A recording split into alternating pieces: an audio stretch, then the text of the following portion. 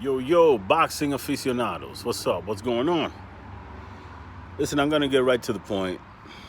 Keep it real, simple. Last night was the best Ryan Garcia I've ever seen.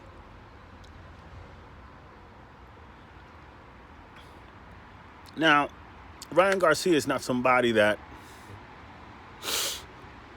I've been prone to following from the onset. I like many other people, of him, thought of him as, you know, another one of these golden boy band looking fighters that they seem to be looking for, because I just dismissed them as a novelty, right? Someone who lacks substance, right? And I didn't start paying attention to him until the Romero Duno fight. Romero Duno, I believe that's the guy. I think the guy is Filipino. Anyway, that's the time I paid attention to him. Because supposedly he didn't want that fight. I remember that was the background. Now, it could have been a part of a promotional ploy to set it up to look like he was, facing a challenge that he was avoiding, to then give him the fight so that people could get more interested in him as in the event. But needless to say, they reeled me in, right? I'm a casual fan, and I need these little storylines to hook me into a fight or a fighter that I'm not really following. So anyway, I hooked into that fight, and he disposed of him. I think that was the fight with the crazy left hook and I said, wow, this kid's got lightning in that left hook. And then I filed that away, and then I said to myself, being the cynic that I am, I said, well, who's Romero Duno, right? Maybe this was a setup all along, as I just illustrated to you guys. That was my thought process. Then came another fight. I don't think I saw that fight. And I tuned into the Luke Campbell fight. The Luke Campbell fight was one where I paid attention to because Luke Campbell's legit. Luke Campbell has pedigree, a gold medal and the Olympic gold medal.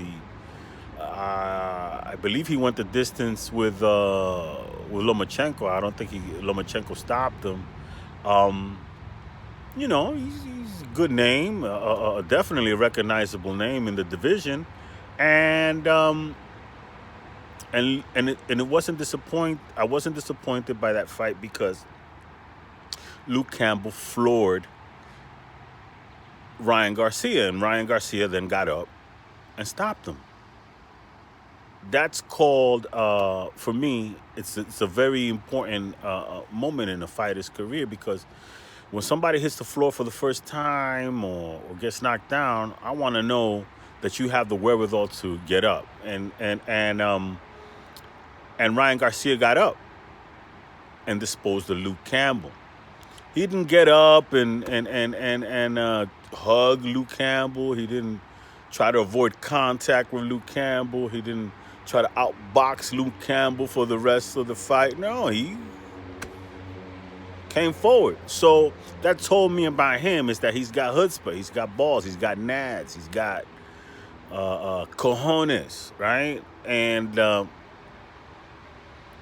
so, wow, The other thing I noticed about that fight is that he was with EDDY Reynoso in that fight. It was I think it was part of his transition into the EDDY Reynoso camp. And when he was with EDDY Reynoso, he was trying to do a lot of Canelo stuff with the pool noodle and be defensive, and he was it was a lot of cute stuff he was doing with EDDY REYNOSO. And I know that he didn't have a lot of time with EDDY REYNOSO, so I figured he got hit trying to do the Reynoso thing without having had a sufficient enough time to learn that style. Moving forward, he came back with to go. He had the issues, whatever, the emotional issues, mental issues, and I see people piling on this kid, and one of the things I don't do is pile on anybody who's claiming to any emotional issues, mental issues, depression, whatever you have to deal with, whatever demons that you have to wrestle with in your mind. Those are very, very tough to deal with, and that's serious business. And to see this kid who has 5 million followers on Instagram or whatever they say, and millions of followers on Twitter, and it's an attraction. It has millions of fans that don't usually even follow the sport of boxing. To be on top of the world like that and still feel depressed is something that I think it's to be taken seriously, because that kind of depression, that kind of inner turmoil, spiritual emptiness, that has to be taken care of. Because when the kid took his vacation and to do whatever it is that he felt he needed to do to get better, and then I see people criticize him for that, I felt the need to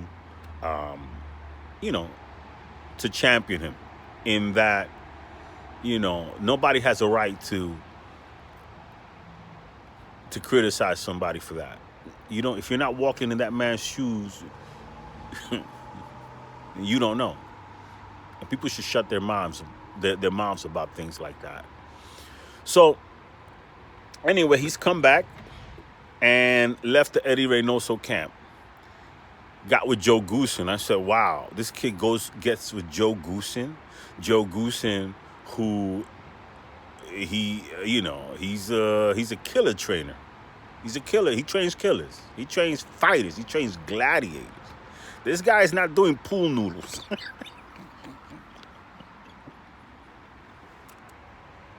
Joe Goosen ain't doing pool noodles with nobody, man. Like, this is who he had who had the Castillo, what was his prize protege? I mean, like, he comes from, he trains gladiators, fighters. He believes in action fighters, man.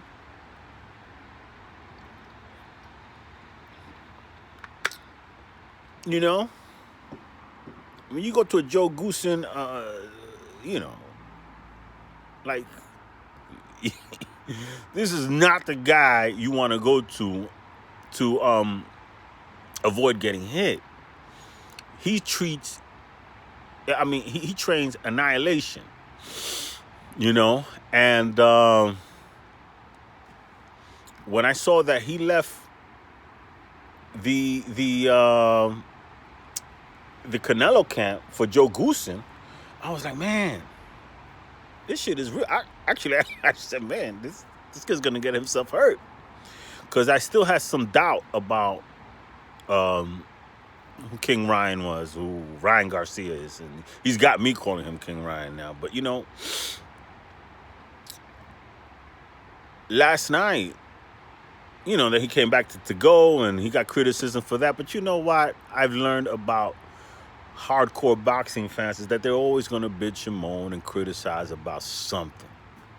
That's what hardcore boxing fans do, man. They bitch, moan, and criticize about something. There's no end to their criticism of any fighter, that they post goalposts for. The fighter then attains that goalpost, and they want him to push forward. And if he dominates the division, then he wants them to move up or move down or stay sideways. Or, there's always something with hardcore boxing fans. But, you know, all I want to see is a good fight and a fight with a storyline. And Ryan Garcia coming back last night after the to-go performance against Javier Fortuna, who some people thought he avoided, was great. And the performance he put on was stellar. Okay? I'm telling you that performance was stellar. Okay? Nobody's made Javier Fortuna look like that. And correct me if I'm wrong in the comments. But I don't know anyone who's made Javier Fortuna like that. And I'm saying that Javier Fortuna is some, elite level fighter. But, he gets his, I think he's been a champion, they said. I don't know if he has or not. The point is that he's got an awkward, kind of wild Dominican style. He may tag you. He hits hard enough to floor people. And nobody has made Javier Fortuna look this inept, this helpless. And the way he did it was what was most impressive, because he outboxed Javier Fortuna, but not by avoiding contact, but by keeping him at the end of his punches. You saw the punches come direct, straight line. He used his reach on him. He knew he had the reach advantage. He fought tall like he always does. And he said, "You can't touch me, shorty." And then he used them as a cobra bag. All those little exercises that he does on the cobra bag, with how he did exactly that with Javier Fortuna. It was crazy. Javier Fortuna had no chance from the moment he felt that first jab. And he jabbed him. It was 1, 2, 1, 2, 1, 2, 1. It was crazy. Long distance attack that kept him at a safe distance from getting hit. He hit and didn't get hit. Boxing, much better way of hitting and not getting hit than, let's say, a Devin Haney. Devin Haney, I know people gonna say, "Oh, there you go with the Devin Haney hate." But Devin Haney, hits and doesn't get hit. But is it entertaining? Were you entertained by his performance against George Kambosos? I don't think so. Ryan Garcia would have buried George Kambosos. Buried him. Not outboxed him, buried him. Shovel. Pull out the shovel. Let's call his family. Bring some flowers. And bury him right in that stadium that night.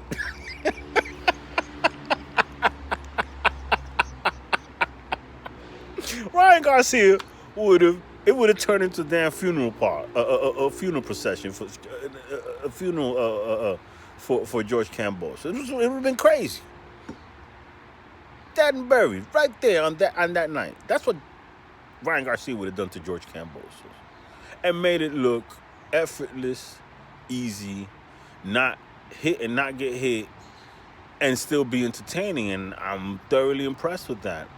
So, moving forward, some of the criticism that he's getting right now is that, he's avoiding Devin Haney by moving up to 140 instead of this and that. One of the things that I like about Ryan Garcia is his attitude. He's like, he's turning all this hate into some energy. He's one that's tuning into God, Jesus Christ. He says it proudly. He says it loudly. He says it with conviction, and it's nothing fake about it. There's nothing fake about it. And the way that he wants to encourage people to be the best that they can be or his fans or whoever sees, whoever's in the arena, to do what God in their lives, what God's will is for them to be the best that they can be, to fulfill the purpose that Jesus Christ has for them in their lives, is something that touched me, man. Because that's something that's worth noting and worth achieving. And I heard no hypocrisy in his statement. He came from the heart with that, and so I feel like he's a spiritual warrior, and it's refreshing to see a young man that age group speaking the name of Jesus Christ, rejoicing and elevating his his devotion to Jesus Christ. It's impressive. It's impressive, and I think, quite frankly, the world today needs more of that, a lot more of that. So, King Ryan, man, and I realized that a lot of the hate he gets might come from the blessings he has. It's tough for boxing fans to look at a good-looking kid and not just dismiss him. It's tough for boxing fans to do that, or it's tough. It's tough for boxing fans not to do that. And here he is, as blessed as he is, operating on another level where the kid doesn't even need belts. The kid doesn't need belts. Him and Tank or Jeep Davis can have a fight, a pay-per-view worthy fight, without a belt on the line. And that scares the sanctioning bodies. Trust me, that would scare the sanctioning bodies, to death. And one other thing that I'm so amazed with is how Oscar De La Hoya keeps getting blessed by God. Just when his company's always teetering and he's such a fuck up and this and that. But I think God is looking out for him too. I think Jesus Christ is looking out for him too. And some people have been anointed, and for Oscar, the prayer for him that I would like to send out is that he surrendered. He surrendered to the demons that he has in his life and turn over his life to a higher power, man, whatever he needs, so that he can have the mental clarity to really fulfill his anointment. Yes, he's been champion, he's the golden boy and all that, but there's also